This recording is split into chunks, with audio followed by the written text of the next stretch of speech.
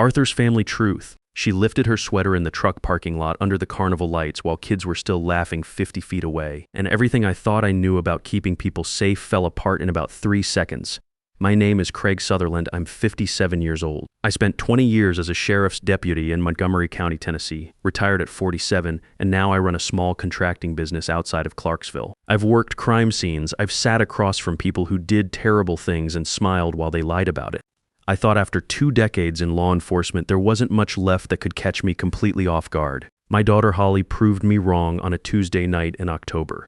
It was the fall carnival at Maplewood Elementary. Holly was 7. She loved these events. The ring toss, the popcorn, running around with her school friends under the string lights. My wife Sandra was down in Murfreesboro visiting her sister for a few days, so it was just the 2 of us that night. Holly had been excited all week about it. But about an hour in, she found me near the food tables and tugged my jacket sleeve, not the way she normally tugged when she wanted something. Slower, quieter. I looked down at her and something in her face stopped me cold. She was pale, the kind of pale that doesn't have anything to do with the temperature. "Dad, can we just go home, please?" I didn't push her on it right there. I said goodbye to a couple of the other parents, told Holly's friend Kaylee we had to head out, and we walked to the truck. The parking lot was still half full. Normal Tuesday night. Nothing wrong with any of it except my daughter, who 45 minutes ago had been laughing so hard she could barely stand up, now looked like she was trying to hold herself very still. I buckled my seatbelt, reached for the ignition. "Dad," her voice came out tiny, "I need to show you something. Please don't get mad." I turned in my seat to face her. "Holly, I'm not going to get mad." "What is it, sweetheart?" She checked the parking lot through the window, making sure nobody was walking nearby. Then she slowly lifted the hem of her sweater. I stopped breathing. Dark purple bruises across her ribs, some fresh and swollen, others already going yellow at the edges, days old, maybe a week. I'd spent 20 years recognizing injuries. I knew immediately what I was looking at. That pattern doesn't come from falling off a bike. It doesn't come from roughhousing at recess. That's repeated, deliberate force applied to the same area over multiple incidents. My hands went to the steering wheel. I held it. My voice came out quiet and completely steady, which took everything I had. "Who did this to you?" "Mr. Caldwell," she whispered. She was staring at her lap.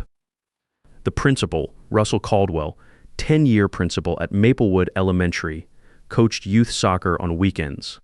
Organized the county's annual Veteran Appreciation fundraiser 2 years running. Had a photo in the front hallway of the school shaking hands with the district superintendent.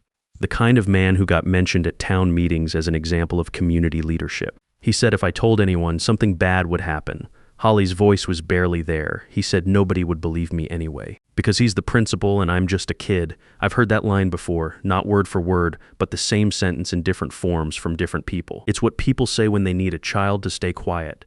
I recognized it the second it came out of her mouth. I did not drive back to that carnival. I did not get out of the truck and walk into that building and find Russell Caldwell. I wanted to, every part of me wanted to. Instead, I buckled Holly's seatbelt. I put the truck in reverse. "Holly, look at me." She looked up.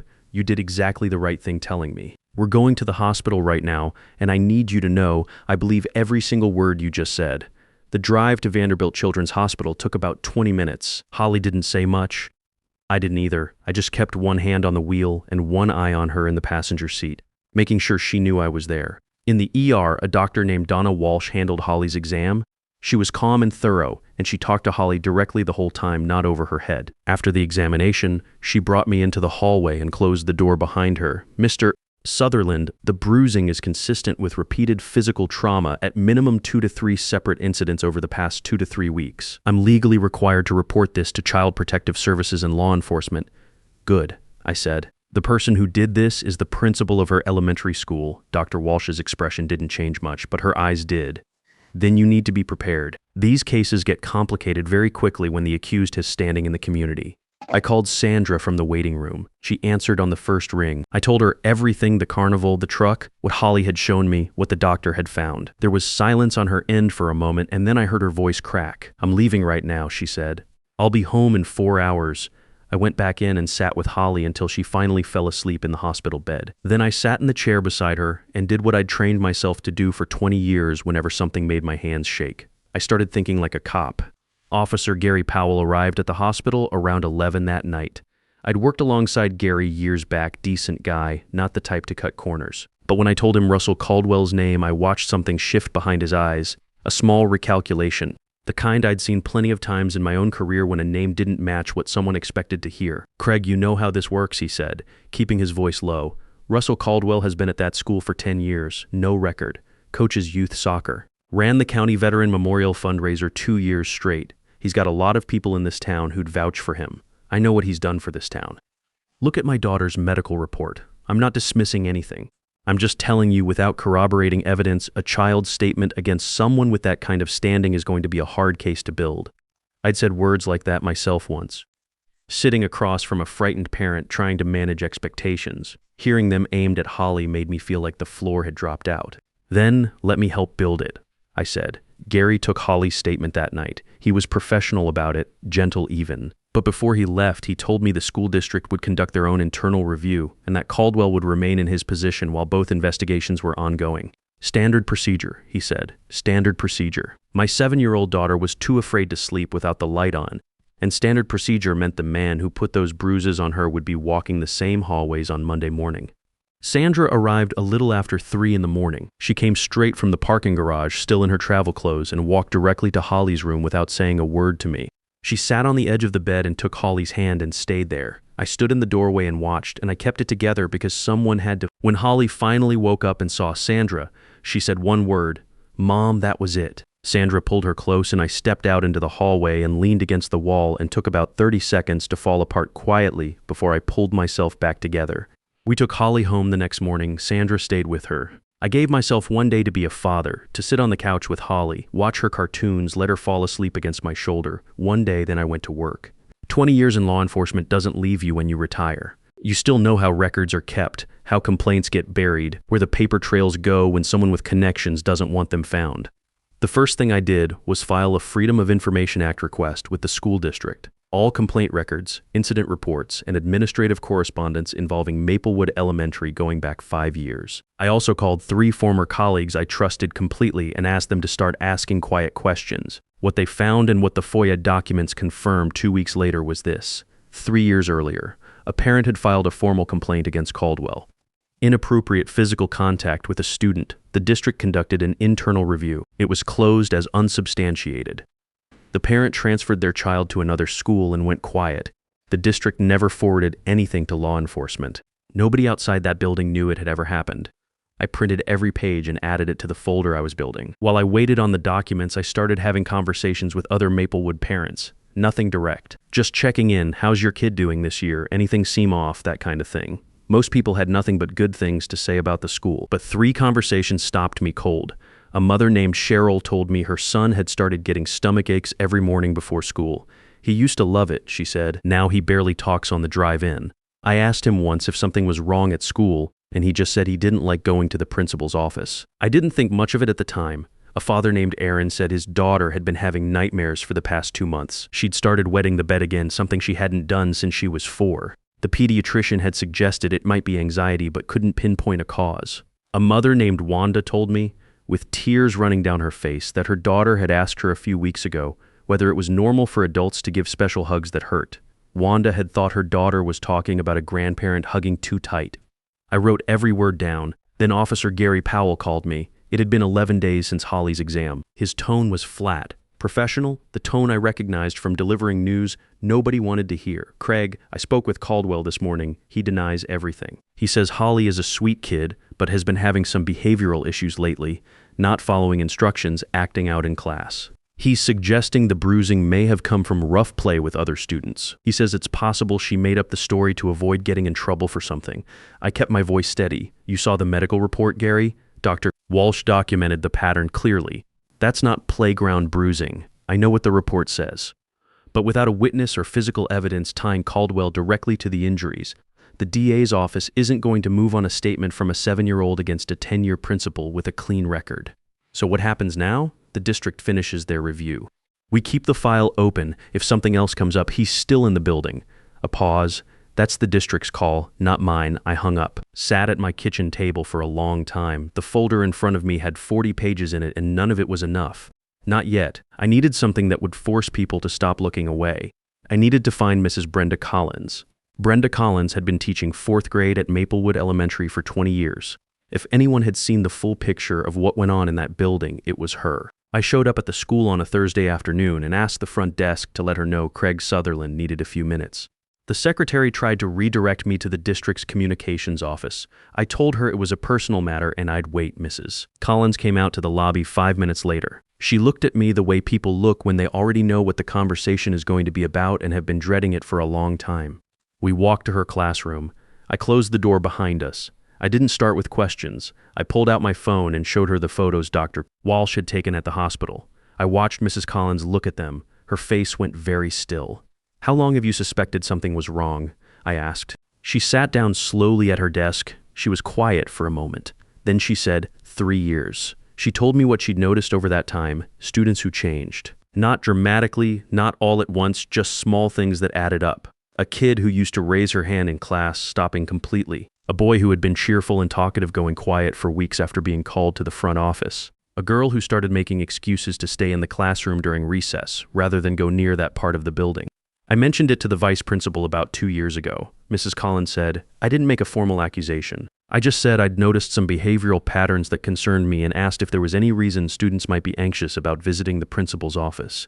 She folded her hands on the desk. "I was told I was reading too much into normal adjustment behaviors, that Mr. Caldwell's methods were unconventional but effective. The message was clear enough. Were you told directly to stay quiet? Not in those words. But 2 teachers who had raised similar concerns the year before were transferred to schools on the other side of the district before the following semester. One of them had been at Maplewood for 12 years. She paused. The district superintendent's brother-in-law sits on the school board. Caldwell has connections that go in several directions. People learned quickly what happened when you pushed, and you kept your head down.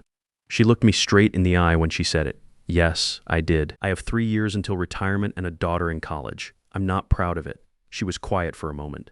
"But I saw Holly last month before any of this came out. She came to my classroom during recess, and I asked if she was okay. She said yes, but she had a look on her face I recognized from other children over the years. Like she was trying to make herself very small, very invisible." Mrs. Collins's voice didn't waver, but her jaw tightened. "I should have done something then. I didn't. I won't make the same mistake now." She wrote out a full statement that afternoon.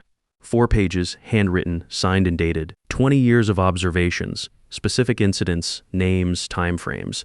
The kind of document that doesn't leave much room for interpretation. I added it to the folder. The school board meeting was scheduled for the following Tuesday. These meetings were open to the public with a comment period at the start. I'd been to enough of them over the years, mostly routine, mostly empty seats. But word had gotten around that something was happening, and when Sandra and I walked into the community chamber that evening, every chair was taken and people were standing along the walls. Russell Caldwell was in the front row. He was wearing a button-down shirt and he looked relaxed. The way people look when they've been in rooms like this before and walked out fine every time. Our lawyer friend Kevin had spent 2 evenings with us going over what I could and couldn't say.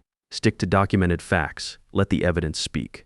Don't make a direct accusation you can't back with paper in your hand. I'd printed copies of everything. The medical report, the FOIA records, the buried complaint from 3 years prior, Mrs. Collins's statement, my notes from conversations with Cheryl, Aaron, and Wanda. When the public comment period opened, I stood up and walked to the podium. "My name is Craig Sutherland. 3 weeks ago, my 7-year-old daughter showed me bruises on her ribs and told me the principal of her school was responsible."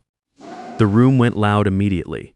The board chairman banged his gavel. I kept going. I laid out the medical documentation. I described what the FOIA request had uncovered. The complaint filed 3 years ago. The internal review that went nowhere. The family who transferred their child and never got answers. I summarized what Mrs. Collins had observed over 20 years. I described the pattern of targeted children, kids from single-parent homes, kids with learning difficulties, children who were less likely to be believed if they said something. The superintendent stood up and started talking about the integrity of the ongoing investigation. I talked over him, the investigation that has allowed Mr. Caldwell to continue walking the halls of an elementary school for 3 weeks while my daughter is afraid to leave the house. That landed.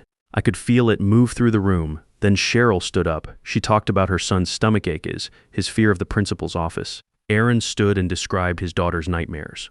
Wanda stood up last and she could barely get through it, but she did. One by one, parents who had been sitting on quiet, unnamed fears for months started saying them out loud in a room that was on record. Caldwell finally got to his feet. He called it a coordinated attack. Said Holly had behavioral issues. Said I was a disgruntled former law enforcement officer with a grudge. I looked at him from across that room. I let him finish. Then I said into the microphone, "She is 7 years old, and I spent 20 years making sure people like you were held accountable." The board voted before the meeting ended to place Caldwell on immediate administrative leave pending an independent investigation. 2 days later, Gary Powell called me. His voice was different this time. 4 more families came forward after the meeting, Craig. We've got a warrant. The search warrant covered Caldwell's office at Maplewood and his personal devices. Investigators executed it on a Wednesday morning, 4 weeks after the night Holly lifted her sweater in that parking lot. What they found on his personal laptop was what I had suspected was there, but still hit like a physical blow when Gary described it to me over the phone: photographs.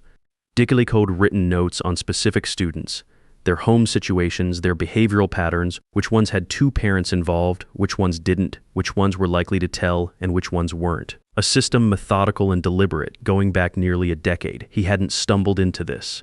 He had built it carefully, 1 year at a time, inside a building full of people who trusted him completely. Russell Caldwell was arrested that Wednesday morning in the school parking lot. I wasn't there.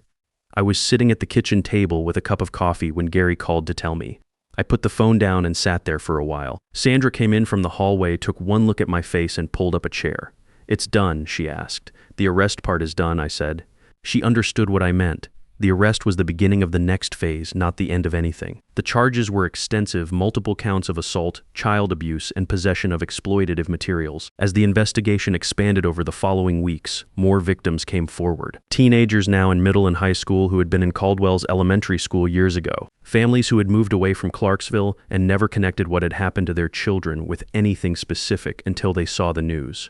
The final count reached 14 confirmed victims across nearly a decade of his tenure at Maplewood. The trial took place 6 months later. Sandra and I attended every day. Holly wasn't required to testify in person. The court accepted her recorded statement, which had been taken carefully by a child forensic interviewer in the weeks after the hospital. We kept Holly home on the days the details were hardest. She didn't need to sit in that room. We did. The defense tried everything they had. They attacked the credibility of the children. They suggested the school board meeting had created a kind of community hysteria that influenced how families interpreted their children's behavior. They questioned the chain of documentation on the FOIA records, argued the buried complaint from 3 years prior was irrelevant. Their best argument was that it was all circumstantial, that no single piece of evidence was definitive. But that's the thing about a decade of deliberate behavior, it leaves a lot of pieces. And when you lay them all out in the same room, they stop looking circumstantial very quickly. Mrs. Brenda Collins testified for nearly 2 hours. She was composed and precise, and she accounted for 20 years of observations with the kind of specific detail that doesn't come from speculation. Several of the other parents testified. The forensic examiner who analyzed Caldwell's laptop testified for a full day. Russell Caldwell was convicted on 12 of 16 counts. The judge sentenced him to 19 years. The district superintendent resigned under pressure from the school board 3 weeks after the verdict. The board chairman stepped down the following month. 3 administrators who had handled the original buried complaint were reassigned to non-student-facing positions. The district brought in an outside firm to rewrite their mandatory reporting protocols and retrain all staff on recognizing and escalating signs of abuse. None of it undoes what happened, but it means the next person who tries to build what Caldwell built will find fewer places to hide. Holly started seeing a therapist named Dr. Diane Lawson about a month after the arrest. Dr. Lawson specializes in childhood trauma, and she was the right person for Holly from the first session. The early months were difficult. Nightmares that woke her up 2 or 3 times a week. A strong resistance to any male authority figure at her new school. She transferred to Ridgeline Elementary that fall. Some days she was fine, and some days she wasn't, and we learned to stop trying to predict which kind of day it would be and just be present for both. But she came back. That's the only way I know how to describe it. Slowly, over the course of that first year, Holly came back. She joined the art club at Ridgeline and discovered she loved painting big, colorful canvases that she'd spread out on the garage floor on weekends. She started sleeping through the night. She laughed at things again. Real laughing, not the careful kind she'd been doing for a while. By the time she turned 9, she could talk about what had happened without shutting down. One evening we were making dinner together, and she said without any build-up, "You know what I figured out, Dad? Speaking up was the scariest thing I ever did, but staying quiet was scarier. I didn't have anything to add to that. I just pulled her into a hug and held on for a moment longer than usual." A few months after the sentencing, I received a letter from one of the other families. Their daughter, one of the 14, had written me a note herself. She was 13 by then, it said, "Because you believed your daughter and didn't stop, my parents believed me too. Thank you for not giving up." I keep that letter in my desk drawer. On the days when I think about how differently this could have gone, how easily Holly could have stayed quiet out of fear, how close the system came to burying all of it. I take it out and read it. Holly is 9 now and doing well. She told me recently that when she grows up, she wants to be a lawyer who helps kids. She said, every kid deserves someone who believes them. She's right. And if there's one thing I want anyone reading this to take away from all of it, it's exactly that. When your child comes to you with something hard, something that accuses someone important, someone everyone likes, someone nobody wants to believe did something wrong, believe your child first. No reputation is worth more than that, not one. Predators don't survive in the light, they survive in the silence of people who were afraid to turn it on. The system didn't save my daughter, believing her did. If this story moved you, share it with one parent you know, not because it's a good story, because somewhere out there, a child is waiting for an adult to believe them. And if you've been through something like this, or you know someone who has, drop it in the comments. You're not alone and your story matters. If you suspect a child is being abused, contact the Child Help National Child Abuse Hotline, 1-800-422-4453, available 24 hours a day, 7 days a week.